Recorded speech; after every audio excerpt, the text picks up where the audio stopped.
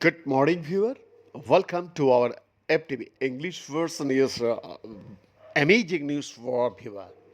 Here's a new study from the Worcester Institute has uncovered an unexpected link between fructose, a common dietary sugar, and the spread of an aggressive form of ovarian cancer too.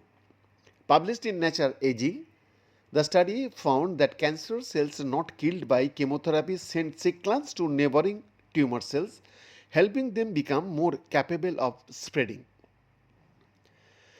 The researchers identified fructose as a key messenger in these processes, revealing a previously unrecognized way that treatment surviving cancer cells may promote the spread of cancer. Viewers, some cancer cells that survive chemotherapy are not dividing anymore, but they are still biologically active, said Adam Cole, a postdoctoral fellow in the lab of Catherine Arrett at the Worcester Institute and first author of the study. Instead, they continue to release the molecules that send signals to nearby cells. Our study is among the first to show that a nutrient, in this case fructose, can act as one of those signals. Viewers, ovarian cancer is treated almost universally with platinum based chemotherapy, and many patients respond well at first. However, the disease recurs in most patients and almost always spreads through the abdominal cavity, and that spread, called metastasis, accounts for roughly 90% of deaths from the disease.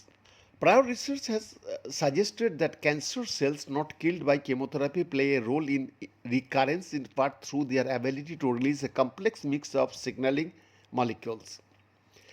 Cole and his colleagues began their research by designing an experiment, and they collected the molecules released by chemotherapy surviving cells and found that these factors alone could significantly increase the spread of cancer cells.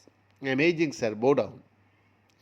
So, as far as we know, this is the first time anyone has shown in a preclinical model rather than just a dish that it is the molecules these cells release, not the cells themselves, that drive that cancer spread, said Cole.